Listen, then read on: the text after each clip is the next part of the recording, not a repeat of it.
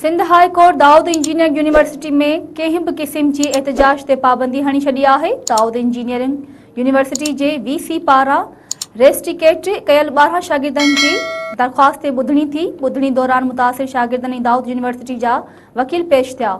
Dawood engineering university जी वकील मौलवी इक़बाल हैदर अदालत खे ॿुधायो त रेस्ट्रिकेट ॼाणायल शागिर्दनि यूनिवर्सिटी अंदर कानून जी भञकड़ी कई ऐं एहतजाजी मुज़ाहिरा कया, जंहिं सबब तालीमी सरगर्मियूं मुतासिर थियूं।